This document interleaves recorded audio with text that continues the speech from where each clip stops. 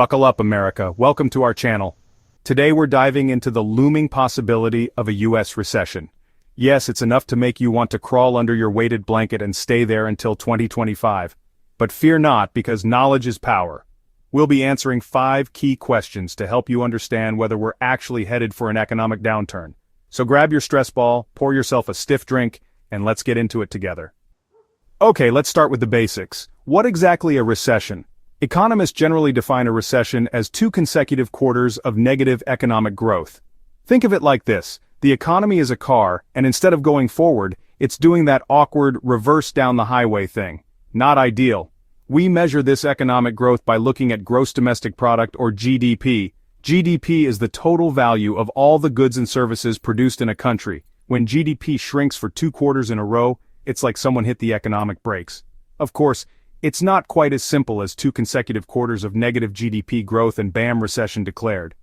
There are other factors economists consider, like unemployment rates, consumer spending, and industrial production. 2 quarters of negative GDP growth is like having a persistent cough, but you need more symptoms to confirm it's actually pneumonia. Recessions are a natural part of the economic cycle, like puberty or that awkward phase where you thought frosted tips were a good idea. They're unpleasant, sure, but they don't last forever. So, how do we know if a recession is on the horizon? What are the economic tea leaves telling us? One major red flag is rising unemployment.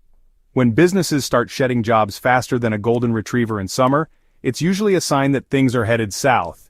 People lose their jobs, they have less money to spend, and the whole economy takes a hit. It's a vicious cycle. Another indicator is declining consumer spending. When people tighten their belts and start hoarding ramen noodles, it's usually not a good sign. Consumer spending is a huge driver of economic growth, so when it slows down, the whole economy feels the chill. And then there's the stock market, which is basically the economy's mood ring. When investors get nervous about the future, they tend to pull their money out of the market. Now, it's important to note that these are just a few of the many signs of a potential recession. Economic forecasting is a complex and often imprecise science. Alright, let's talk about the fun part: how a recession actually impacts you. And by fun, I mean the kind of fun that makes you want to pull your hair out. A recession isn't just some abstract economic concept, it's real life, and it can have a very real impact on your wallet, your job, and your ability to afford that avocado toast everyone keeps talking about. It's like a domino effect that starts with the economy and ends with your daily life. First up, let's talk about jobs. Jobs are often the first to feel the pinch when the economy slows down. During a recession, businesses tend to cut back on hiring, or worse, lay off existing employees. This can create a ripple effect that impacts not just the individual, but entire families and communities. This means finding a job can feel like trying to find a unicorn riding a Segway through a crowded shopping mall. It's not impossible, but it sure feels like it. And if you're already employed, well, there's no guarantee your job is safe. Job security becomes a luxury, not a given. Companies may be forced to make tough decisions, and you might find yourself suddenly navigating the wonderful world of unemployment. It's a harsh reality that many face during economic downturns. And speaking of unemployment, let's talk about wages. Wages are another area that can take a hit during a recession. During a recession, wages tend to stagnate or even decline. This can make it difficult to keep up with the cost of living. That raise you were hoping for? Yeah, it might be delayed. Or worse, it might not happen at all. Or worse, you might have to take a pay cut just to keep your job. It's a tough pill to swallow, but sometimes it's the only option. It's enough to make you want to dig out your old college textbooks and see if you can still qualify for that student loan deferment. Education might seem like a way out, but it comes with its own set of challenges. But it's not just about jobs and wages. The impact of a recession extends to every corner of your life. A recession can also impact your everyday expenses. Prices for basic necessities can fluctuate, making it harder to budget. Remember that avocado toast? Yeah, avocados might become a luxury item. What was once a simple pleasure can become an extravagance. And that vacation you were planning? It might have to wait.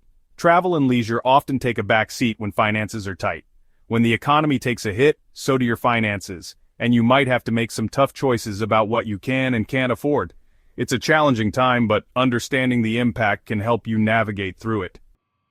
So, we've talked about what a recession is, the signs to look out for, and the potential impact on your life. Fun stuff, right? It's like a roller coaster you never asked to ride. But now, for the question on everyone's mind, can we actually avoid a recession? Well, here's the good news. It's not entirely out of our control. There are measures that can be taken to mitigate the risks. Governments and central banks have a few tools at their disposal to try and steer the economy away from the rocks of recession. These tools are like the levers and buttons on a complex machine. Think of them as the designated drivers of the global economy, only instead of confiscating keys at a party, they're fiddling with interest rates and printing money. It's a delicate balancing act.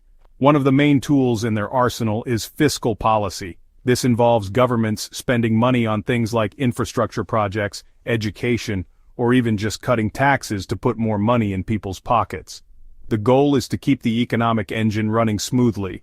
The idea is to stimulate demand and boost economic activity. Think of it like giving the economy a shot of espresso when it's feeling sluggish. Then there's monetary policy, which is controlled by central banks like the Federal Reserve in the US. They have the power to influence the economy in significant ways. This involves adjusting interest rates to encourage or discourage borrowing and spending.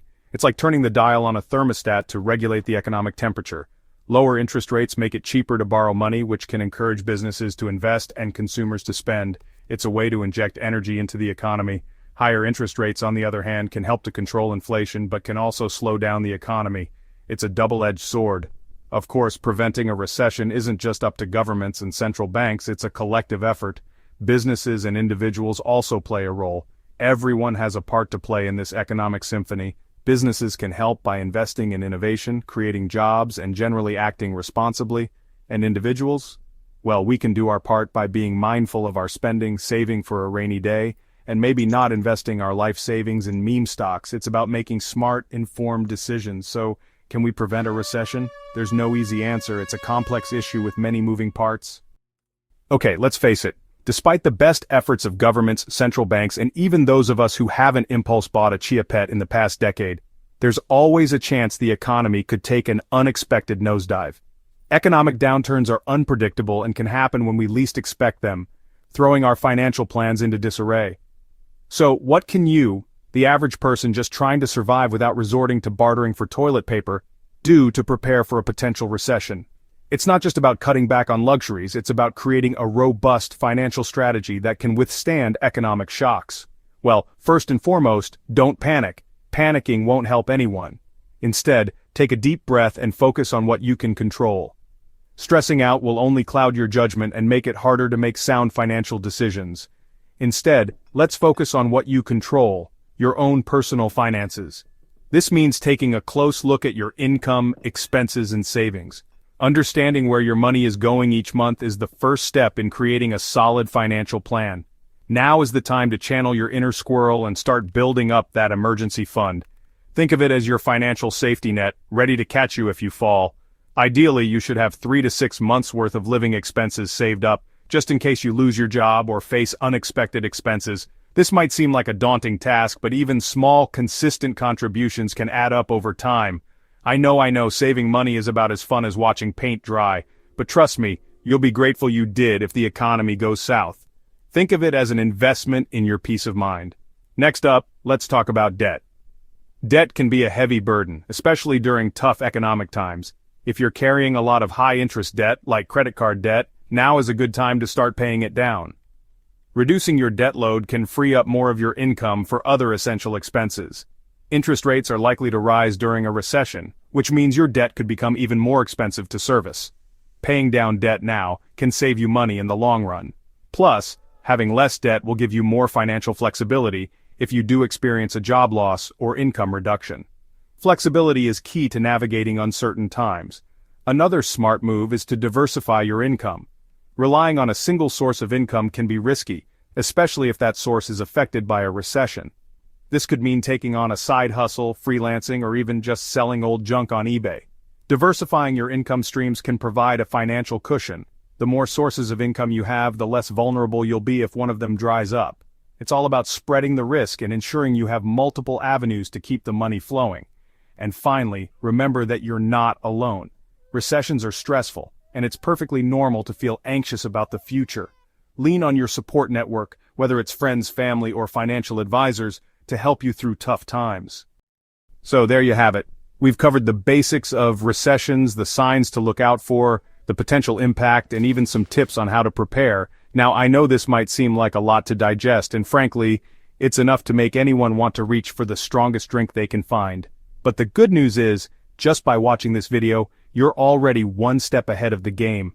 Remember, knowledge is power, and the more you understand about the economy and how it might affect you, the better equipped you'll be to navigate whatever challenges lie ahead. So stay informed, stay prepared, and most importantly, don't panic. Thanks for watching.